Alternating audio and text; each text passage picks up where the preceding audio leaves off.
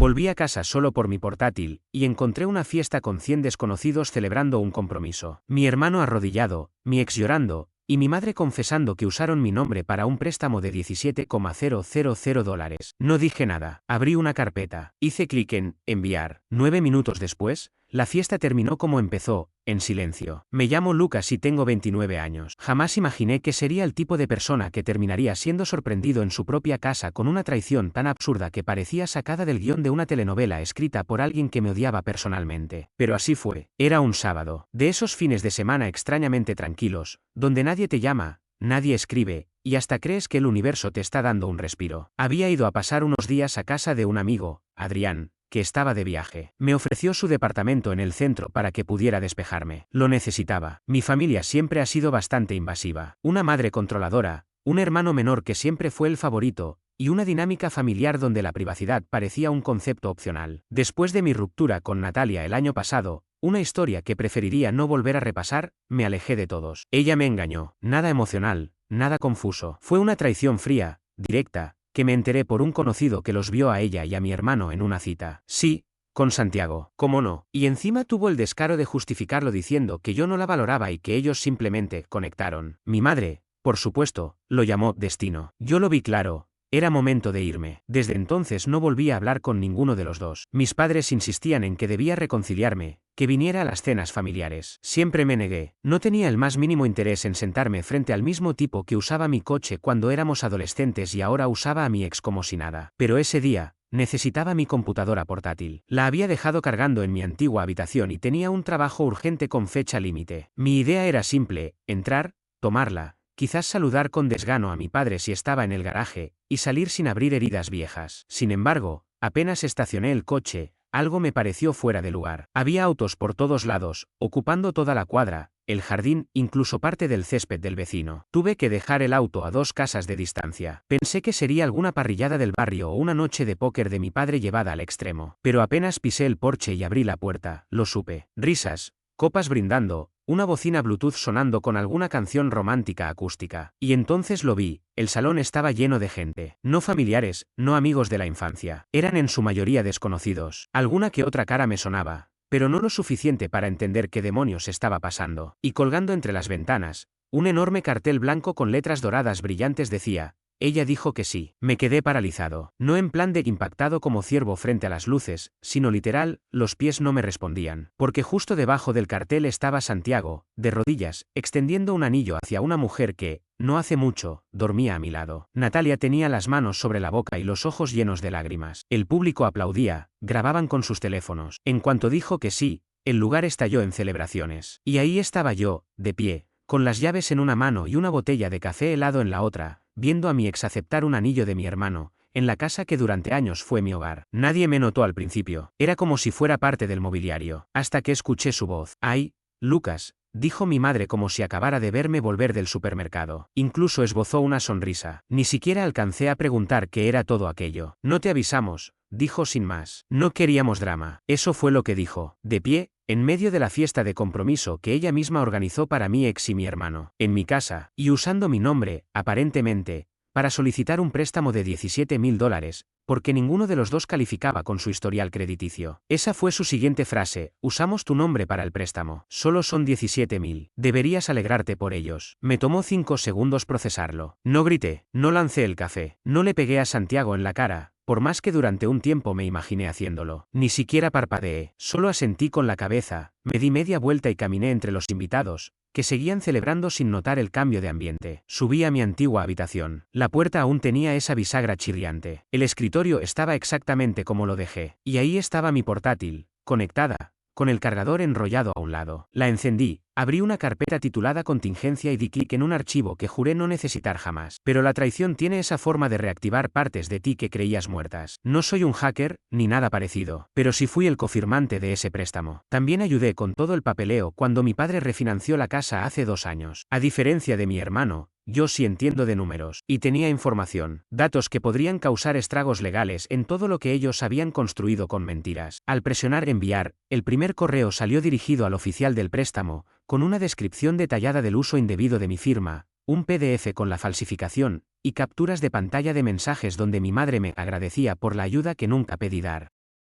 El segundo correo fue directo al jefe de Natalia. Usar información confidencial de clientes para inflar ingresos y lograr un crédito viola directamente las políticas éticas de su empresa. El tercero fue para la Asociación Local de Bienes Raíces. Santiago no estaba licenciado, pero llevaba meses mostrando casas usando el acceso de un amigo. Y yo tenía pruebas. 9 minutos después, bajé. La fiesta había cambiado de tono. Natalia apretaba el teléfono con el rostro desencajado. Santiago discutía con un hombre de chaqueta que parecía listo para darle un empujón. Mi madre gritaba que todo era un malentendido, que estaba exagerando. Nadie le hacía caso. Unos camareros empezaban a recoger los cupcakes. Alguien desconectó la música. El cartel, ella dijo que sí, yacía en el suelo, arrugado. Y yo pasé junto a todos, en silencio. No dije ni una palabra. Pero en ese momento supe que había recuperado el control. Y eso fue solo el comienzo. Salí de esa casa como si acabara de terminar una cena familiar cualquiera. Tranquilo, sereno, imposible de leer. Aunque mi coche estaba estacionado un par de casas más allá, no me apresuré. No lo hice porque esperara que alguien viniera detrás de mí. Sabía perfectamente que no lo harían. Caminé despacio porque quería saborear el momento. El aire ya no se sentía igual. Había dejado de ser la oveja negra. Ahora era un fantasma que no venía a asustar, sino a borrar. Y todos lo sabían. Entré al auto, encendí el motor y revisé el teléfono. 4 llamadas perdidas, una de mi madre, 2 de Santiago, una de un número desconocido, probablemente Natalia. No contesté, tampoco los bloqueé, simplemente silencié el hilo, que se ahogaran en su propio pánico. Ya de vuelta en el departamento de Adrián, abrí la computadora. Las respuestas empezaban a llegar. El oficial del préstamo marcó el archivo por posible fraude en menos de media hora. Mi denuncia anónima no venía sola, incluía capturas de correos electrónicos, una imagen de mi firma real junto a la falsificada, y hasta un mensaje de voz de mi madre, agradeciéndome dulcemente, según ella, por haber hecho todo por debajo del radar. Un audio que guardé sin querer,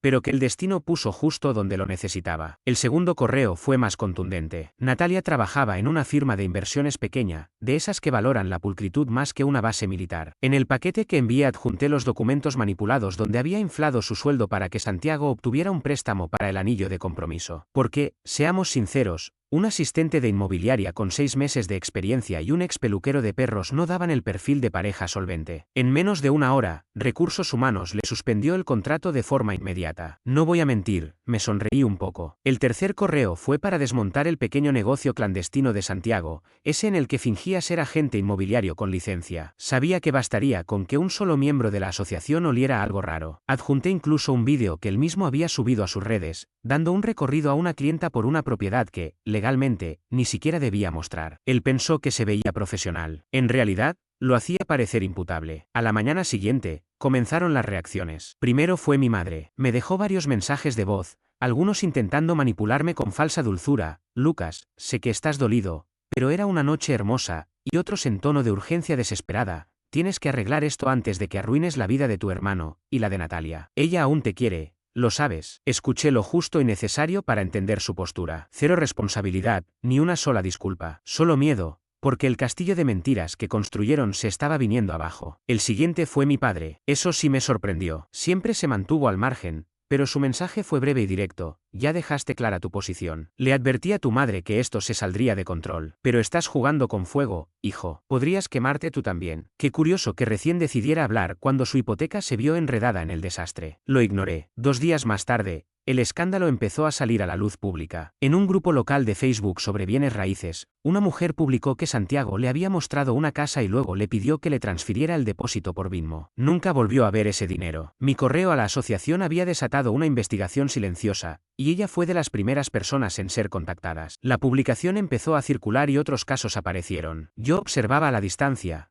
tomando café, con la misma calma con la que ellos me vieron derrumbarme sin mover un solo dedo. 3 días después, la empresa de Natalia emitió un comunicado. Nos tomamos muy en serio las violaciones éticas. Esta persona ya no forma parte de nuestra compañía. Conciso, definitivo y frío. Exactamente como a ella le gustaba cortar vínculos. Pero lo que realmente marcó el final fue la siguiente llamada. Mi madre, llorando esta vez. Lucas, están amenazando con demandarnos. Pusimos tu nombre, pero somos tu familia. No permitirías que nos arrastraran a los tribunales, ¿cierto? Puedes deshacer esto. Solo tienes que decir que fue un malentendido. Un malentendido. Así llamaba ahora a la falsificación de firmas, a la traición y a una fiesta de compromiso sorpresa en mi propia casa, con una deuda que llevaba mi nombre. No respondí. En su lugar, volví a abrir mi laptop y recuperé un documento que había redactado meses atrás, cuando descubrí lo de Santiago y Natalia. En ese momento me pareció mezquino escribirlo. como si darle forma legal al dolor fuera aceptar la derrota. Pero ahora entendía que ese archivo no era venganza, era salvavidas, no para ellos, para mí. Era la prueba de que ya no estaba dispuesto a quedarme callado, de que estaba harto de ser el razonable, el que cedía, el que tomaba el camino alto mientras ellos encendían fogatas sobre él. Envié el documento a mi abogada. El escrito no solo detallaba el préstamo falso, incluía todo lo que durante años dejé pasar. Las veces que firmé como garante solo por esta vez cuando Santiago arruinó su historial crediticio. Los favores disfrazados de apoyo familiar. La vez que mis padres me pidieron cubrir la entrada del coche de Santiago mientras se recuperaba. Todos los te lo devolveremos, cada abuso con mi nombre, cada excusa. Guardé recibos, estados de cuenta, correos, capturas, mensajes de texto, incluso notas de voz. Ya no se trataba de dinero, se trataba de patrones. Y los patrones, a diferencia de las historias tristes, sí convencen a los jueces. Mi abogada, Donna, fue una amiga de la universidad que se convirtió en una fuerza legal imparable. Yo la ayudé cuando no tenía un centavo y malabareaba estudios con turnos nocturnos. Y ahora, ella me ayudaría a mí. Ella me dijo una vez que yo había sido la primera persona en creer en ella, incluso cuando sus propios padres no lo hacían. Cuando le envié el documento notarial, su respuesta llegó en menos de 5 minutos. ¿Quieres una destrucción total o algo más discreto? Le respondí que quería dejar una marca imborrable, algo que no pudieran confundir jamás con un simple malentendido. Esa misma tarde redactamos la primera carta de advertencia legal, dirigida a Santiago y Natalia, en relación con el préstamo fraudulento. La segunda fue para mis padres, notificándoles que cualquier movimiento financiero futuro con mi nombre sería enfrentado con acciones legales inmediatas. No buscaba una disculpa. Quería establecer límites tan firmes y jurídicamente respaldados que se les vinieran a la mente cada vez que tomaran un bolígrafo. Me gustaría poder decir que reaccionaron con humildad, que quizá todo esto les hizo despertar de la burbuja de autoengaño en la que vivían. Pero hay algo que los seres arrogantes no hacen, no se desinflan, estallan. Todo comenzó con un mensaje grupal de mi madre, enviado a mí, a Santiago y a mi padre. Crié a 2 hijos, no a 2 enemigos. Esto no es por lo que hemos trabajado toda la vida. Sean adultos, por favor. Yo no contesté. Santiago sí lo hizo. Solo escribió 2 palabras. Ganaste tú. Me dolió más de lo que esperaba. No por culpa, sino porque era lo más cercano que había estado de reconocer lo que había hecho. No fue un accidente,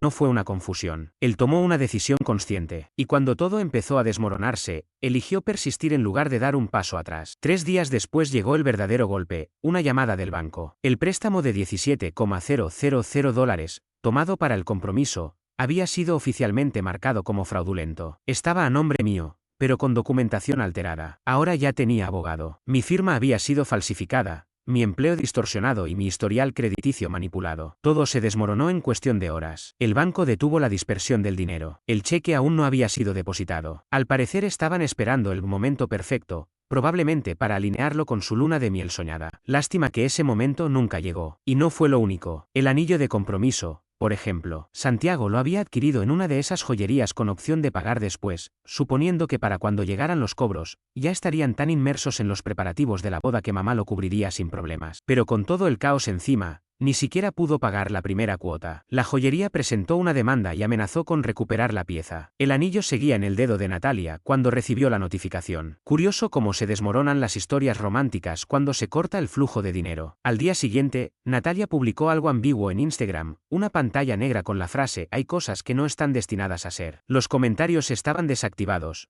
pero alguien me envió una captura por mensaje privado. Ni siquiera la abrí, solo sacudí la cabeza y cerré el teléfono. Mientras tanto, mi padre apareció en la puerta del departamento de Adrián, donde yo estaba quedándome. Fue una jugada arriesgada. No lo veía en persona desde hacía más de un año, incluso antes de que todo esto estallara. Pero ahí estaba, parado en el pasillo, con una expresión más cansada que molesta. No sabía lo del préstamo, dijo. No hasta que ya había pasado. Levanté una ceja. Pero tampoco lo detuviste. Asintió, exhalando. Tu madre sigue creyendo que estamos en 1998. Que todo se arregla con una cena y una dosis de culpa. No respondí. Se equivocó. Y feo, se quedó mirando al suelo. Pero Santiago es tu hermano. No, era mi hermano. Hasta que decidió convertirse en el prometido de mi ex. Y ustedes pensaron que yo lo iba a aceptar como si nada. No dijo nada más. Solo me miró con una mezcla de tristeza y desorientación. ¿Qué es lo que quieres, Lucas? Esa fue la primera vez en años que alguien de mi familia me hizo una pregunta honesta. Y ni siquiera tuve que pensarla. Quiero paz, quiero espacio. Y quiero que mi nombre no aparezca en nada que toque esta familia. Asintió en silencio, sin promesas, sin disculpas, solo asentimiento. Luego se dio media vuelta y se fue. A la mañana siguiente, recibí un correo del banco. Informaban que la investigación se cerraba oficialmente y que la solicitud del préstamo había sido anulada.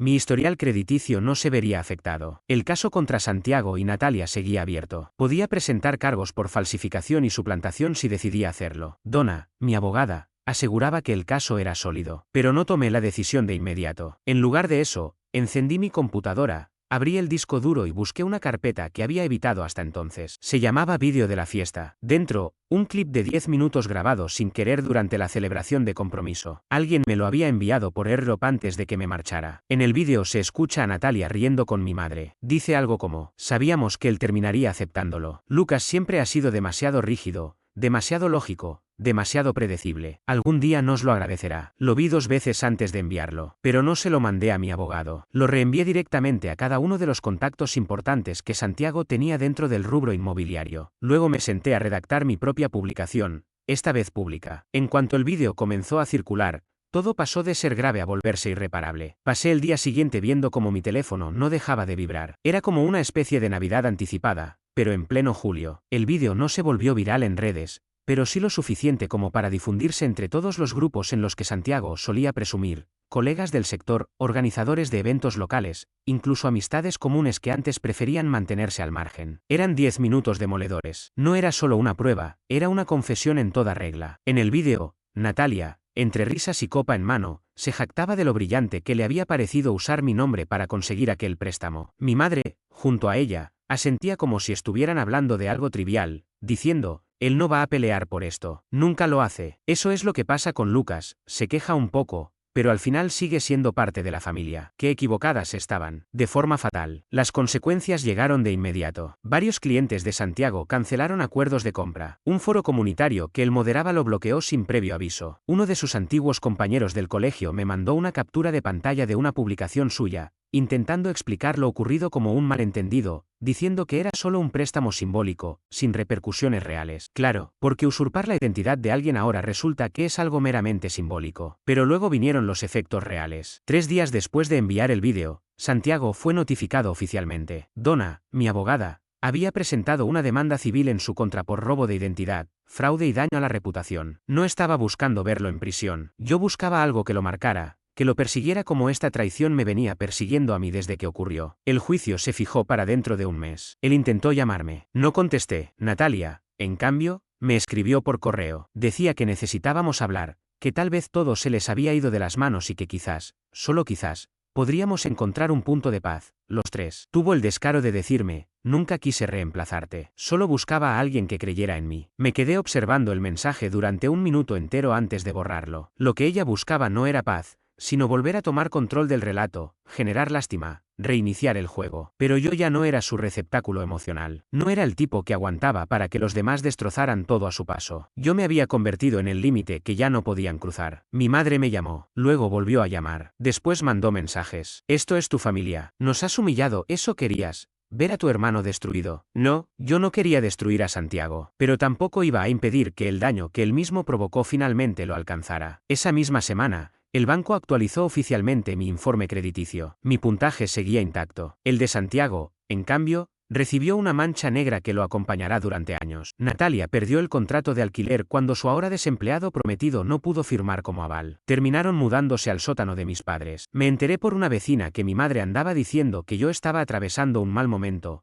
que no estaba bien, que necesitaba oración y tiempo. Lo de siempre. Lo que ella no sabía era que, una vez tuve acceso parcial al viejo fideicomiso familiar, transferí silenciosamente todos los activos a mi nombre, no para quedármelos, sino para cerrarlos. Punto final. No iba a seguir siendo el respaldo económico del desastre. Ahora tendrían que financiar su propio caos. El juicio llegó. Santiago no se opuso a nada. Su abogado intentó negociar un acuerdo. Donna se negó. Seguimos adelante. El juez no lo condenó a prisión, pero el fallo fue rotundo. Culpable. Una indemnización de 5 cifras por daños, una orden de alejamiento legal para evitar futuros contactos, y la revocación indefinida de su licencia profesional. Salí del juzgado y sentí que por fin podía respirar. Se acabaron las cenas con agendas ocultas. Se terminaron los cumpleaños cargados de sarcasmo disfrazado. Se esfumaron las manipulaciones que se escudaban en el "seguimos siendo familia". Solo quedaba mi silencio, ese que tanto temían. Mi ausencia. Lo irónico es que, en su afán por obligarme a aceptar su versión de la historia, y pintarme como el villano por no tolerar su traición,